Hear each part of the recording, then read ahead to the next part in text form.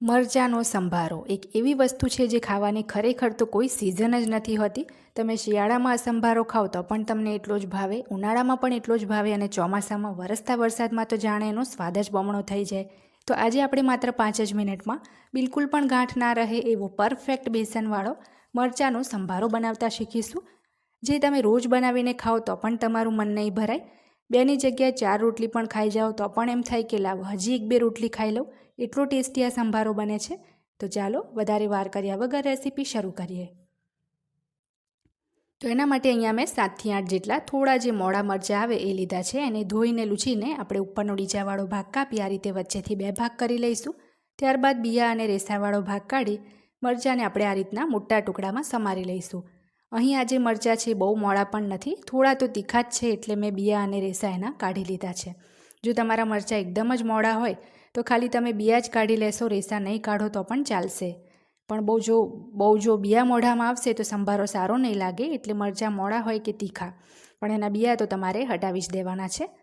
માત્ર 5 જ મિનિટ લાગે છે આ સંભારાને બનતા. જો ઘરમાં કોઈ શાક ના હોય કે કોઈ શાક ના ભાવતું હોય તો તમે ઝટપટથી આ સંભારો આ રીતે તૈયાર કરી શકો છો.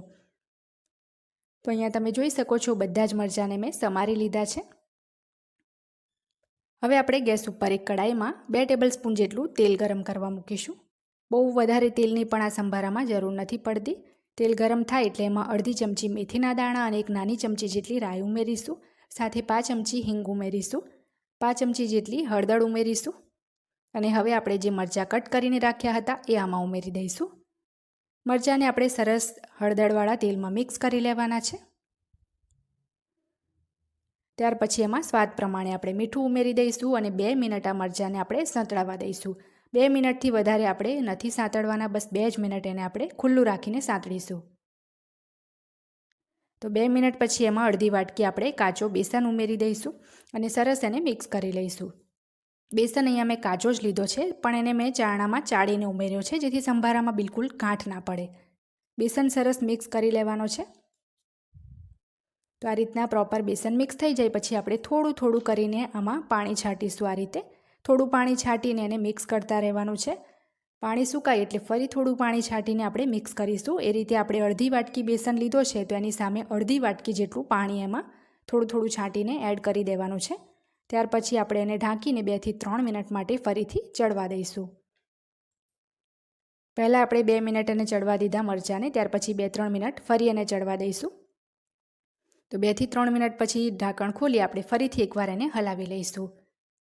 અને હવે એમાં આપણે 1 ચમચી જેટલી ખાંડ ઉમેરીશું અને અડધો નંગ લીંબુનો રસ ઉમેરીશું. થોડો લીંબુનો રસ અને ખાંડ ઉમેરશો તો આ સંભારાનો ટેસ્ટ બહુ જ સરસ ચટપટો આવે છે.